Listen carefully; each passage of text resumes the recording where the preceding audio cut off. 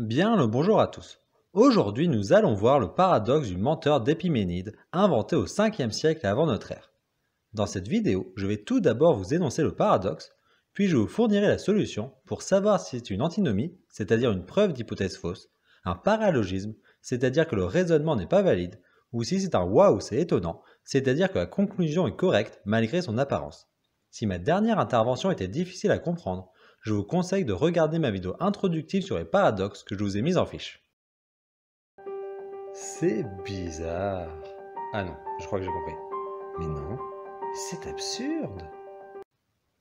Sa formulation est extrêmement simple. Le paradoxe est la phrase « cette phrase est fausse », que je note A pour faciliter la manière dont je vais en parler. Il est possible de réécrire la phrase de manière équivalente comme A correspondant à la phrase « A est faux ». Essayons de déterminer la valeur de vérité de cette proposition, c'est-à-dire de savoir si elle est vraie ou fausse. Supposons tout d'abord que A soit vrai. Comme A et A est faux ont la même valeur de vérité, alors la proposition A est faux est vraie, ce qui signifie que A est faux. Donc A est à la fois vrai et faux, ce qui est contradictoire. Nous avons donc utilisé une hypothèse fausse. Or, notre seule hypothèse est que A est vrai, donc A n'est pas vrai. Admettons maintenant que A est faux. Donc A est faux, ce qui signifie que A est vrai. Encore une fois, A est à la fois vrai et faux, ce qui est contradictoire. Dans tous les cas, que notre phrase d'origine soit vraie ou fausse, il y a une contradiction. Or, une hypothèse importante en logique est le principe du tiers exclu, qui dit que chaque proposition est soit vraie, soit fausse. On pourrait vouloir rejeter ce principe, mais il est équivalent au principe de non-contradiction, qui dit qu'une proposition ne peut pas être à la fois vraie et fausse, ce qui fait que le paradoxe du menteur aboutit à une contradiction.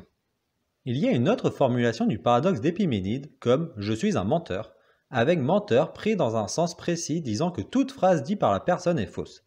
Épiménide avait aussi une autre formulation qui est « tous les Crétois sont des menteurs », qui correspond bien au même paradoxe car Épiménide était crétois. Mais la version préférée sur internet est celle utilisant le personnage de conte Pinocchio, qui a son nez qui s'allonge s'il dit une phrase fausse, et qui ne s'allonge pas sinon. Si ce personnage dit « mon nez va s'allonger à cause de cette phrase », alors nous retombons dans un paradoxe du menteur où son nez va s'allonger si et seulement si son nez ne s'allonge pas, ce qui est bien évidemment contradictoire. Je vous laisse mettre sur pause pour que vous réfléchissiez à ce paradoxe pour savoir ce qui pose problème. Est-ce que ce sont les hypothèses qui posent problème, le raisonnement qui ne serait pas valide, ou la conclusion qui serait étonnante mais correcte?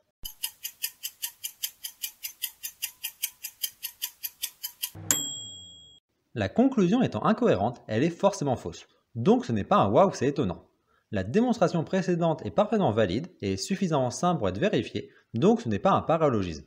Il ne reste qu'une seule possibilité, c'est une antinomie. La phrase « cette phrase est fausse » n'est pas acceptable, dans le sens où un langage abstrait voulant respecter les lois de la logique doit interdire ce genre de phrase.